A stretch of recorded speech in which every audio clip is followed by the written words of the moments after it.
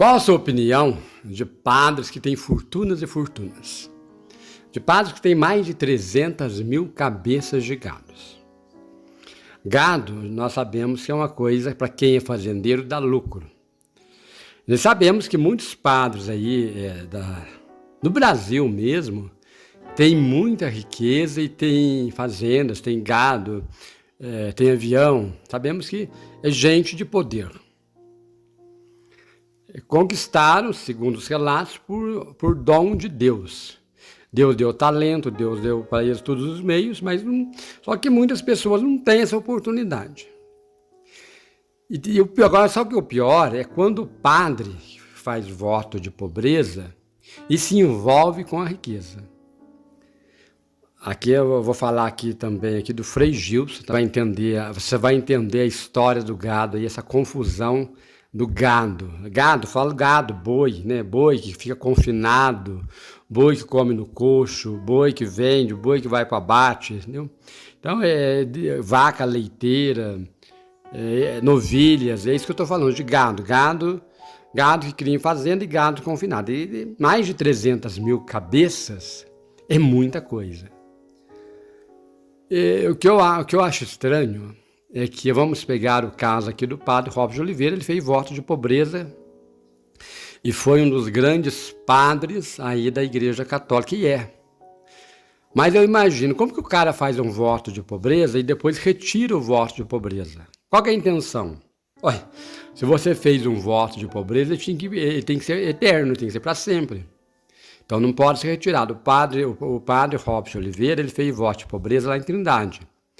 Só que o voto de pobreza dele também, a gente sabe, né, fudeu aquele escândalo todo, com mais de bilhões de dinheiro, e que saiu em todos os jornais, fora do mundo também o noticiário, vocês sabem disso. É uma história que o Vaticano teve em Trindade, lá em Goiânia, no ano de 2018, depois voltou de novo em 2020, porque era muito dinheiro que estava rodando, de fato, lá tem muita grana. De fato, o padre Robson comprou, né, fazendas, né? E o auê maior também foi a fazenda do padre Robson de Oliveira. Ele tinha voto de pobreza, mas segundo o relato, ele não comprou para ele comprou para quem? Comprou para a igreja, para a instituição no nome da igreja. Mas segundo os relatos, que ali houve muitas coisas ali que a igreja fala que errado foi quem fez a calúnia, que foi uma calúnia, isso tudo aconteceu e não foi verdade. Mas, queira ou não queira, se foi calúnia, o padre Robson acabou saindo de lá. Se foi prejudicado, eu não sei dizer. Eu acredito que o padre Robson levou a vantagem, né? Hoje, ele é um religioso, igual o Frei Gilson também, que fez voto de pobreza. Padre Antônio Maria fez voto de pobreza, tem chácara, tem casa na região aqui do sul de Minas, onde ele cria, né, uns moleques, né, uns meninos, acho que meninas também, um convento. Ele faz show, né, também foi um padre famoso da mídia.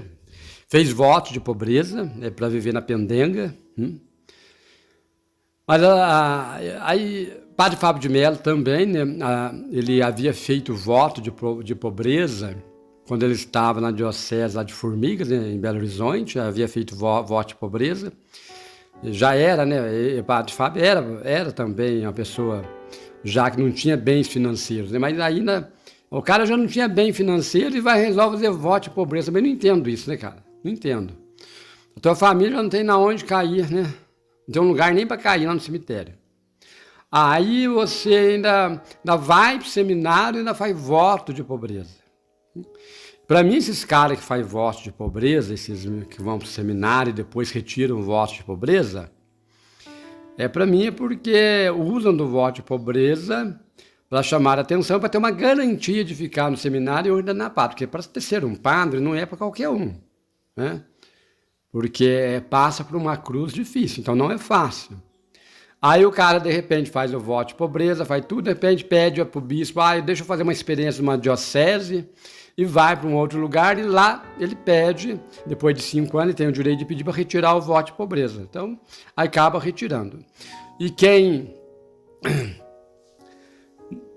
não faz voto de pobreza é o padre secular, o padre diocesano. Aí ele faz voto de castidade, e voto de obediência, né? Mas a única coisa que o bispo não pode se meter a bicota no meio é a questão daí, se ele não fez voto de pobreza, ele pode fazer do dinheiro o que ele bem quer.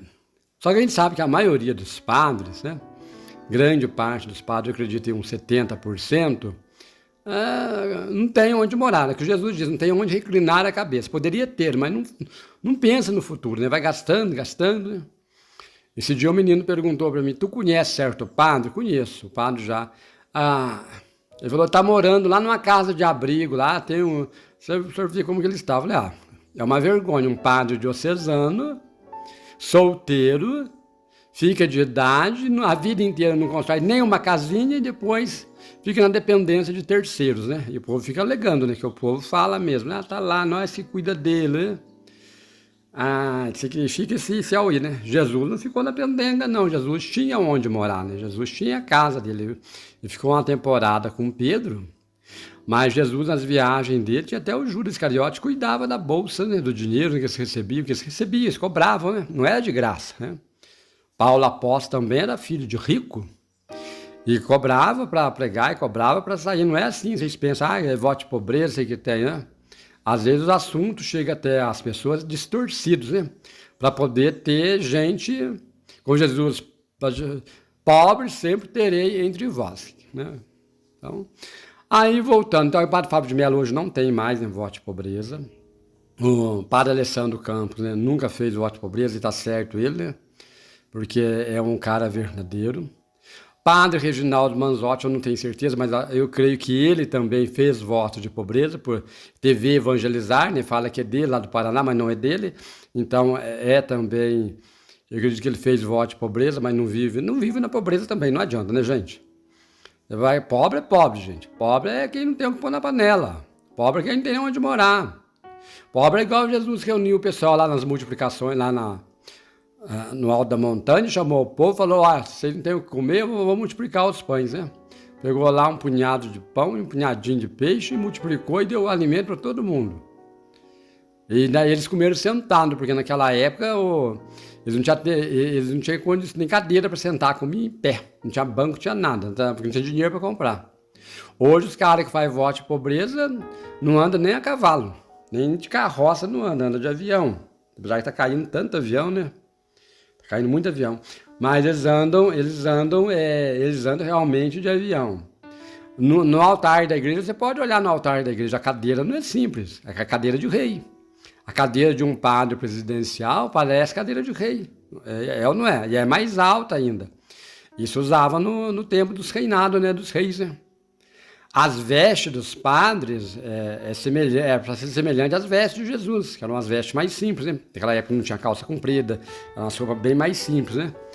Mas hoje em dia a gente vê, né, que quando um padre depende do dia que vai celebrar uma missa, ele põe isso, põe túnica, põe subtúnica, põe não sei o quê, põe casula, e põe mais não sei o quê, põe mais estola, e a coisa vai pesando, né? Um vestido de noiva fica mais em conta do que uma roupa para vestir um padre hoje em dia, porque é caro uma roupa de padre, uma batina preta para você o padre comprar, é caro, né? Então são roupas caríssimas. Aí o pessoal faz voto de pobreza e usa tudo desse tipo. Aí o pessoal fala, fez voto de pobreza. Você acha que você ia fazer voto de pobreza? Mas vamos voltar lá no gado, né? O gado, gente, é uma coisa que dá lucro. E o gado, o boi, a vaca, né, eles não pensam, você chamam eles vão até você. Então o gado, ele tem que ter um dono, E esse dono, quanto mais ele vai domesticando o animal, mais manso o animal fica e mais obediente. Às vezes alguns boi, algumas vacas que estão no redil ali, algumas coisas, alguns animais, o dono mesmo ali, o fazendeiro, Jesus já contou essa história, ele não consegue domar, que dá o nome até de cabrito, mas estamos falando aqui de padres que têm muitas riquezas. Então o boi, ele obedece, o gado, ele obedece o seu dono. Por quê? Porque ele não tem, o gado, já viu o gado pensar? Tu já viu o gado reclamar? Tu já viu uma vaca ou um boi questionar alguma coisa? Eles apenas obedecem. né? E quem vai determinar a condições final do boi é o dono. Ou se ele vai passar para frente, se ele vai vender, ou se ele, o que ele vai fazer com aquele animal. Então aquele animal obedece. E tem hoje se fala muito na moral, porque as pessoas hoje, tudo, principalmente os religiosos, né, principalmente os fanáticos, né? O fanático é aquele que aceita tudo no mundo religioso e não questiona. Porque ele não questiona porque é pecado, ele veio a regra lá e acabou e pronto, né? Falou, ele vai obedecer. Mas Jesus chamava os fariseus de fanáticos, né? Que era, na verdade, um rebanho, né? Os fariseus eram um rebanho de homens, agora falando de homens, eram uns rebanhos, e esses rebanhos fanáticos que viviam a lei, né? Mas Jesus falava, viviam de uma forma aparentemente. Jesus chegou até a falar para os fariseus e para os escribas que eles eram túmulos caiados, bonitos por fora, mas por dentro era feio, porque o túmulo é bonito por fora, né? Olha, vai no cemitério para você ver, pega um túmulo de rico, não estou falando túmulo de gente mais simples não, tá? Pega um túmulo de rico, que dominou a sociedade, aqueles caras que mandaram, aqueles caras, presidente da república, né? Tancredo Neves, né? O túmulo do Papa, né? Pega o túmulo desse povo e vai lá para você, lindo. Agora, abre o túmulo desse povo. Você não tem coragem nem de ver. Então, é o que Jesus falava, os escribas, que eram o dono da lei, que era escrivão, e os fariseus, né? Que era um grupo que vivia realmente a lei, né? Jesus falava, vocês são túmulos caiados, né? Porque vocês são belíssimos, vocês usam roupas bonitas, vocês falam bem, mas por dentro vocês não são vazios, né? São feios, né? E na nossa sociedade atual, dentro do cristianismo, está cheio desse jeito, né? De túmulos caiados, né? Porque as pessoas vão para a igreja, se enfeitam, ficam lindas, maravilhosas, as mulheres, homens, né? Às vezes de outras igrejas, né? Uns vestem terno, mas você sabe que aquilo ali é só uma aparência, é um túmulo bonito, enfeitado por fora, mas por dentro não tem nada a ver. Porque a pessoa, quando ela é fanática e ela tem essas características de seguir muito a lei, e seguir muito dogma, e fiel a Deus, né? E nada pode andar fora da linha, essas pessoas realmente, na verdade, são pessoas que elas não têm uma identidade própria. Elas são conduzidas, essas pessoas são como rebanho, elas são como gado. E diz a filosofia que é a moral de rebanho. O que é a moral de rebanho? É gado. Né? O que é a moral de rebanho? A moral de rebanho é aquele grupo de pessoas que obedecem por obedecer sem questionar e não aceitam questionar. Porque ela troca, em vez daquela pessoa falar que Deus, das pessoas falar que Deus é santo, elas falam que aquela pessoa que está conduzindo elas que é santo e vai levar elas até Deus. E aí aquele grupo de pessoas que conduz o rebanho, vamos colocar hoje um fazendeiro, um sacerdote. Vamos pegar agora aqui o caso do Frei Gilson. O Frei Gilson, por exemplo, ele é um homem que na verdade vive numa riqueza. Né? Porque anda em carro de luxo, anda carro bons, né? Tem comida farta, né? Viaja para o mundo inteiro, faz tudo, seus shows. Eles que não sabem nem quanto ganha. Claro que ganha, tem que dar o preço para fazer o show. Né? Vê se ele vem cantar de graça aqui na minha casa. Duvido se ele vem fazer um show beneficente aqui para ajudar alguém. Duvido se ele aparece aqui. Ele não aparece. Mas se o presidente da República fizer um show e fica plantado lá na casa do ex-presidente, por exemplo, né? Vai ficar lá plantado o dia inteiro fazendo show. E é claro que troca, tem sim aquelas gorjetinhas que a gente sabe que ganha por fora, né? Então, essa pastoral essa moral de rebanho que só obedece.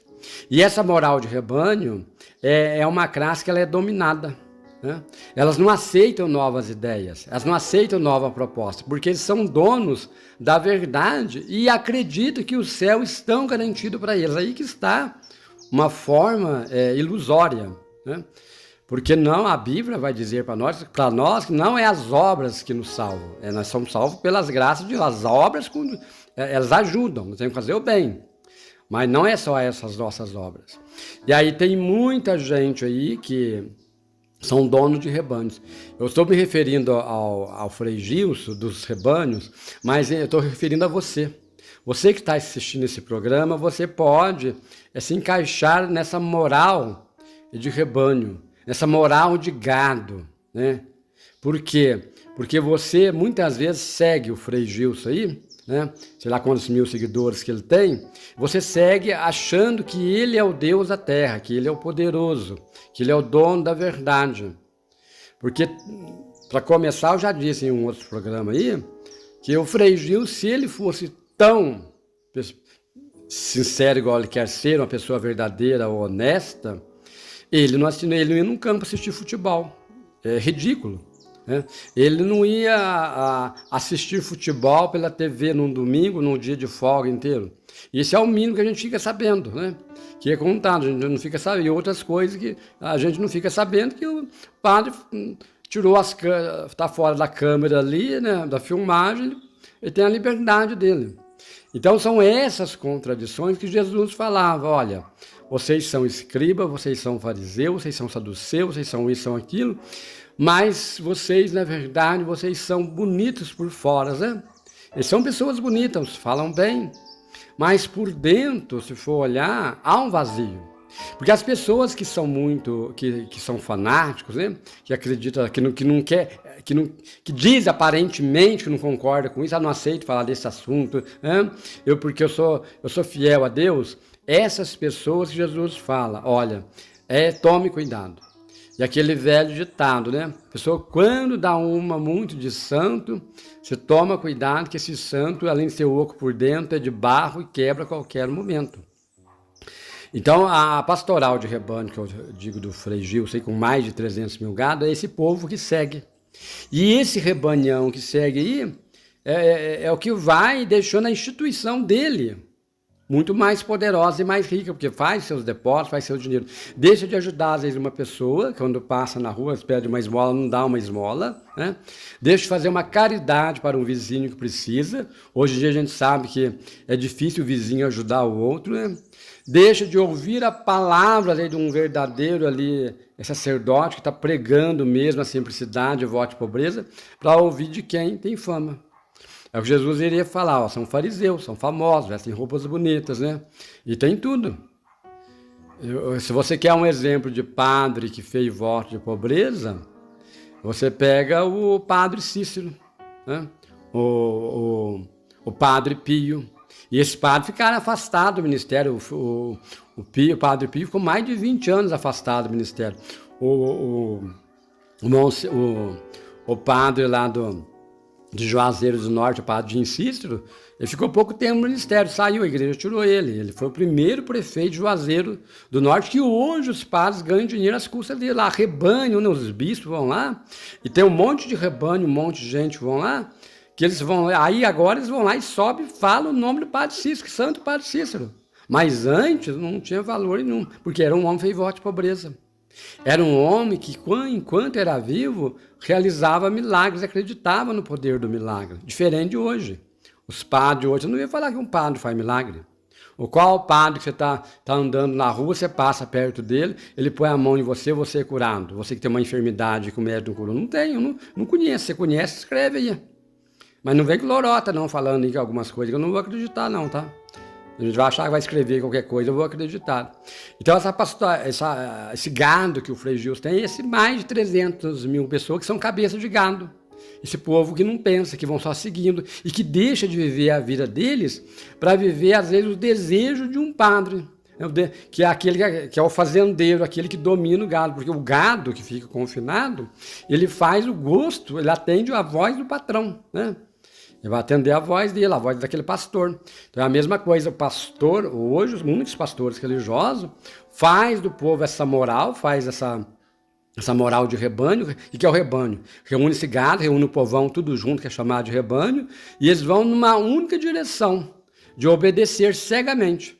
Então ali é só aquela religião que é verdadeira, só eles que se salvam, só eles que são donos da verdade, só eles que são honestos. E isso, Deus não quer que isso aconteça na nossa vida, né? Deus, Jesus Cristo, por isso que ele foi crucificado numa cruz. Então o Frei Gilson, ele é dono aí dessa boiada, né? Desse gado aí que está cegamente, né?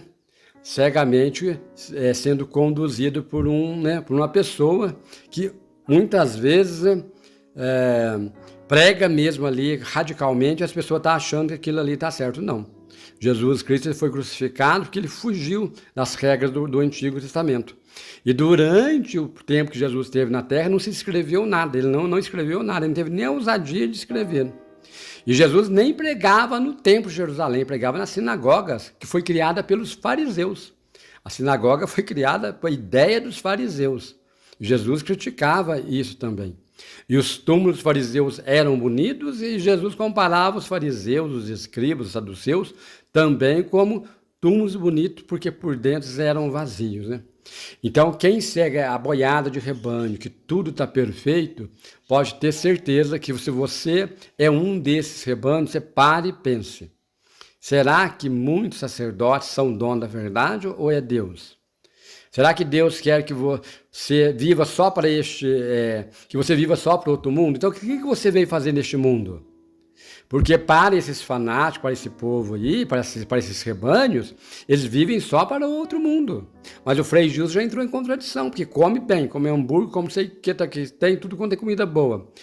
Viaja de avião, faz tudo, assiste futebol, normal. O que esse homem renunciou? Nada. Né? Porque falar que não casou, mas quantos homens solteiros que tem aí que vivem uma vida de santidade, que vivem no mundo?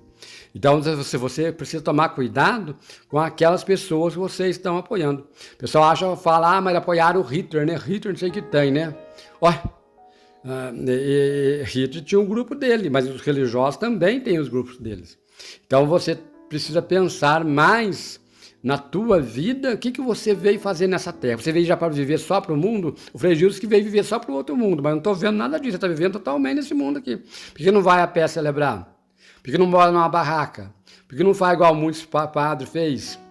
São João Maria Vianney comia só batata cozida. Só batata cozida e dormia numa cama de madeira. Porque levanta, Frei Gilson levanta 3 horas da manhã para rezar, mas isso aí, eu conheço muita gente que levanta 3 horas da manhã. Levanta 3 horas da manhã, mas dorme o dia inteiro, dorme a tarde inteira, que adianta? Levanta 3 horas da manhã, 1 hora da manhã e fica sem dormir. Eu quero ver aí como que faz. Se vai aguentar o tranco ou não. Mas levanta de madrugada, dorme de dia, tem a vida boa. Se é um grupo seleto que tem condições de fazer isso. Porque quem não tem condições não faz de maneira alguma. Então você precisa parar, se você com certeza assistindo esse programa, acredito que é um gado também, que é que dá esse lucro, né? E como que é o lucro que você vai chegar no abatimento? É os depósitos que você faz, né? Apoiando esses tipos de muitas pregações aí, que é só um oba-oba, e que na prática a gente sabe, se for pedir uma caridade, às vezes lá, pedir para o Frei Gilson fazer um show beneficente para ajudar uma comunidade, tem certeza que não vem. Né? É assim que funciona o esquema, né? Mas eu quero que você faça esse comentário. Você também pertence a esses 300 mil? E a esse gado que está sendo guiado e que não pensa e que depois vai para o abate, é isso mesmo? Depois vai, né? Acredita que vai lá para a eternidade, né? Está garantido, né? Deus vai falar para você. Deixei você na terra para fazer o bem, para multiplicar. Você não me apresentou nenhum talento, né? Então, aí você sabe qual que é a sentença que Deus vai te dar para você. Um grande abraço. Eu quero pedir para você fazer o teu comentário dignamente, tá? Deixe um like aí no canal, se inscreva e compartilhe o vídeo. Se você é um rebanho, é um gado, aí escreve aí, eu sou um gado, né? Eu sou confinado, né?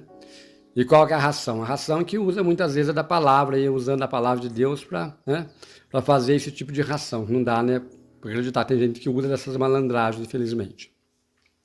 Um grande abraço, foi um prazer estar com vocês e até uma próxima oportunidade.